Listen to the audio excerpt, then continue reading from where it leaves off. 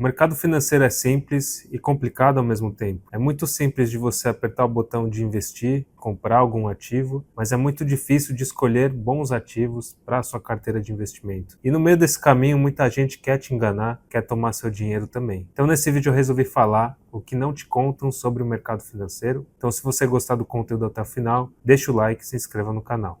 Durante a minha experiência de investidor, uma coisa que eu fui aprendendo aos poucos é que não existe almoço grátis. O que isso significa? Que ninguém deseja o seu bem no mercado financeiro. Essa que é a verdade, ninguém está nem aí para o seu retorno, ninguém quer saber se você vai ficar rico ou não. O que o mercado quer saber é se você vai colocar dinheiro nele, se você vai gerar patrimônio, se você vai pagar as taxas e emolumentos que vão remunerar ele. Bancos, corretoras, enfim, qualquer agente do mercado financeiro vive do quê? Do dinheiro que está circulando no mercado financeiro. Eles não prestam algum serviço que vai gerar uma renda para eles sobreviverem. O que acontece é que quando você gera patrimônio, você está incentivando o mercado, a própria bolsa de valores é remunerada pela taxa e os emolumentos que você faz de compra e venda de algum ativo. Então assim, ninguém quer o seu bem simplesmente por querer. Sempre vai ter um conflito de interesse e é cada vez mais comum a gente ver isso no mercado financeiro. Quando que alguém vai querer te ajudar? A não ser que seja algum familiar ou algum amigo que trabalha com isso e vai te ajudar de fato porque ele te conhece. Então essa seria uma pessoa aí ideal para te ajudar na sua jornada de investimento. Do restante, o que você tem que saber? Que, por exemplo, um assessor de investimento ele trabalha para uma corretora e ele primeiro trabalha para a corretora e depois ele trabalha para você.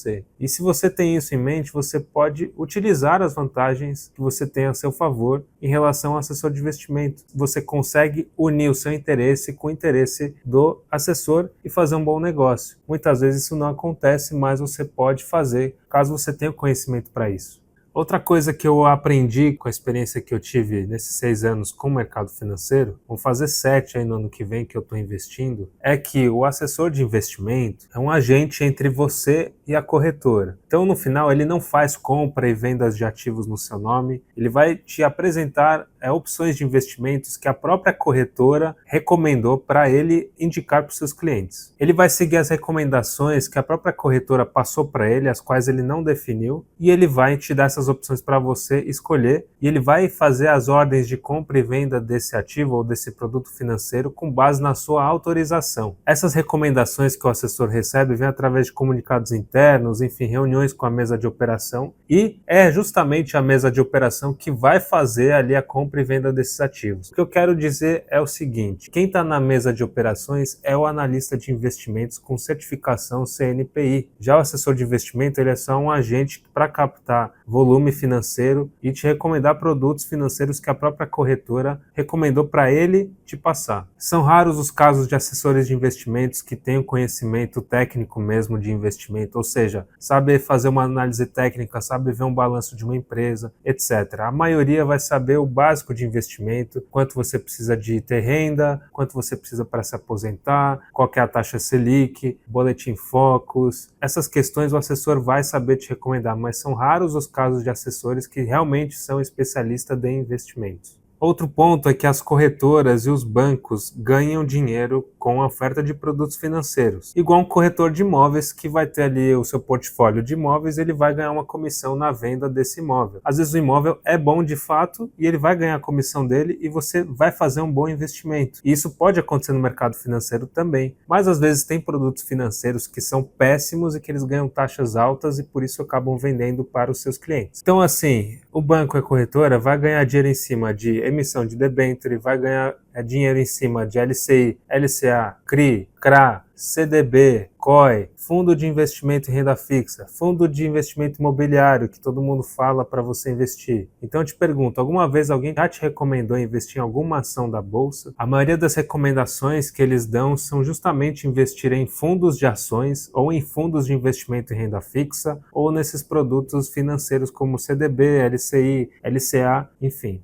Outra coisa que você que já investe há um bom tempo já deve ter percebido que os grandes portais de notícias são bancados justamente por bancos e corretoras. Então eles às vezes focam em um assunto que não é para a gente focar, e eles focam nesse assunto para gerar um movimento no mercado financeiro. As notícias, os portais vão sempre ter uma segunda intenção, que é justamente de fazer a movimentação do mercado financeiro, porque é o dinheiro que vai para lá e para cá que remuneram essas pessoas. E isso me leva a outro ponto também que não te conto, que é o famoso insider trading. Todo mundo fala de insider trading como algo que é criminoso, e é mesmo, só que é mais comum do que você pensa. Você já reparou que no mercado de bolsa de valores, antes de sair uma notícia muito grande, aquela ação ou um ativo X, Y, ele cai 10% ou sobe 20% justamente no dia anterior daquela notícia? Eu já vi várias vezes isso acontecer com Petrobras, com Vale, inclusive com o Ibovespa. E isso por quê? Porque tem insider trade no mercado, mas aparentemente isso não acaba sendo punido e acaba acontecendo diversas vezes. Então, se você acha que é uma grande coincidência, eu já não acredito, porque eu já vi isso acontecer várias vezes, tá? Então, quando acontece de uma ação subir 10% em um dia, eu fico de olho porque alguma coisa tem aí, tem uma informação interna que alguém sabe e que o mercado já antecipou.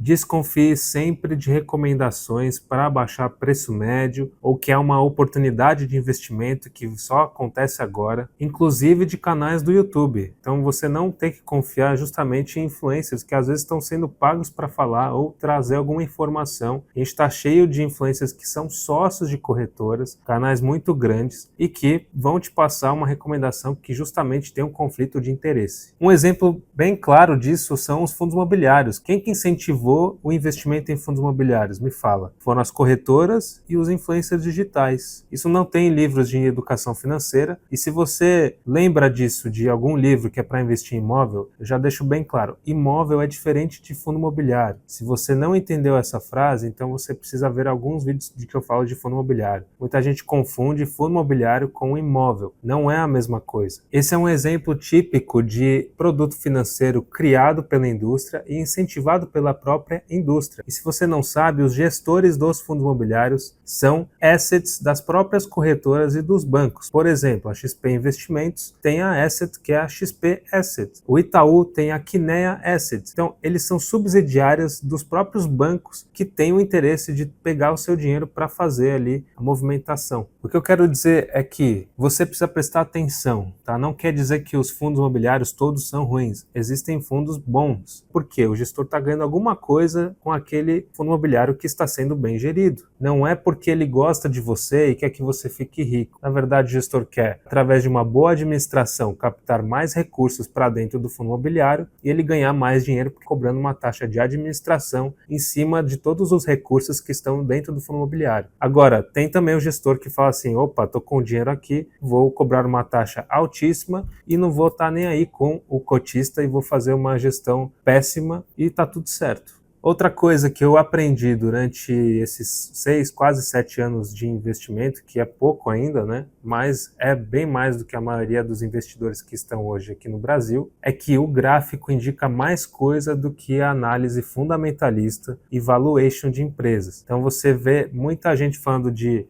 o PL da empresa está tanto, que o dividend yield é X%, que o EV/EBITDA está abaixo de 10%, mas o gráfico, para mim pelo menos, quando eu fui ver gráfico e realmente aprender de fato a olhar gráficos, foi aí que mudou o jogo para mim, que você consegue ver uma tendência clara de subida, de tendência de queda. Você entende que justamente tem players de mercados que fazem os movimentos de propósito, então não adianta a ação estar super barata e o gráfico não andar, porque ele não vai andar porque o mercado não quer que ele ande. Então não adianta você correr contra essa maré. Se você sabe análise técnica, pelo menos o básico, que é fundos e topos ascendentes ou fundos e topos descendentes, e você conseguir olhar no gráfico essas tendências claras de alta e de queda ou de lateralização, você consegue comprar os ativos com muito mais desconto e fazer bons investimentos. Muito mais do que analisar balanço, caixa da empresa. Eu quase não perco mais meu tempo analisando caixa, balanço patrimonial, resultado. Eu olho o gráfico. Por exemplo, se o resultado da empresa é bom, o gráfico sobe. Se o resultado da empresa é ruim, o gráfico desce. Quando desce, o que eu faço? faço? Vamos analisar o balanço se realmente o mercado está exagerando ou não, e se o gráfico sobe muito, vou fazer a mesma coisa para ver se o mercado não está exagerando para cima ou não. Mas o gráfico é o que dá ali o momento, que mostra realmente a tendência de alta, de queda, e isso pelo menos para mim mostrou muito mais coisa do que uma análise fundamentalista, que isso todo mundo tem acesso, o caixa, o resultado, todo mundo consegue ver qual que vai ser a interpretação diferente que essas pessoas vão ter desses dados. É analisando o gráfico. Então é justamente ali que eu acho que o mercado não me contou na época, não aprendi isso com ninguém, foi sozinho mesmo, analisando diariamente os movimentos, e você vai vendo um padrão de movimentação. Por exemplo, alta, lateralização, alta. Isso é super padrão do mercado. Queda, lateralização, queda. É outro padrão também. Os movimentos em W, você tem os movimentos em M, que é o famoso topo duplo. Então essas coisas você analisando o mercado diariamente, óbvio, para quem tem tempo para fazer isso, você acaba identificando esses padrões e começa a ficar mais esperto para poder aportar mensalmente na sua carteira. Às vezes você não vai comprar um topo, vai comprar uma lateralização que é menos arriscada. Então esse tipo de coisa eu acho que falta ainda o mercado falar, e não vai falar por quê? Porque não é interessante, porque é justamente aí que você vai conseguir otimizar sua carteira, e é o que ele não quer que você faça.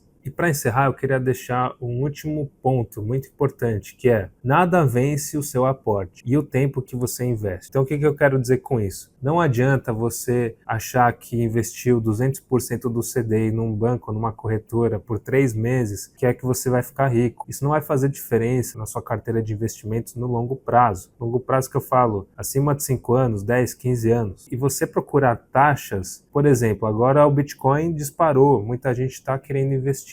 Isso não vai mudar a sua vida. O que vai mudar é você aumentar o seu aporte mensalmente, e também o tempo que você vai levar aguardando esse investimento maturar. Alguns investimentos demoram anos para maturar, para chegar no seu ponto ali onde você vai começar a ter lucro. Então você precisa ter paciência e focar principalmente no aumento da sua renda, no aumento do seu aporte financeiro mensal, porque é isso que vai fazer a diferença. Não é você ficar girando patrimônio. Claro que se você tiver um ativo ruim, você precisa se desfazer dele o quanto antes. Isso você vai identificar como? Você vai investir, vai esperar 2, 3, 4 anos e vai analisar se esse ativo realmente está dando o resultado que você queria para 4 anos. Se não der, você vai vender e vai procurar outro ativo. É simples assim. Se você vê que um ativo perde os fundamentos, aquela proposta que você tinha no começo mudou completamente, você precisa vender. E aí é o grande erro também dos investidores iniciantes, que querem ficar comprando ativo ruim para baixar o preço médio, para ego mesmo, para ajudar no seu psicológico, porque no final você já está no prejuízo, não vai mudar nada. Então realmente o que eu falo, o que faz a diferença é o aporte, você esperar, e se você vê que o resultado não está sendo condizente com o que você quer, vende esse ativo sem dó, sem apego, e vai procurar outro. É simples assim. Não adianta você ficar com ele, porque ele não vai subir, não vai mudar, porque ele perdeu os fundamentos daquilo que você viu no primeiro dia.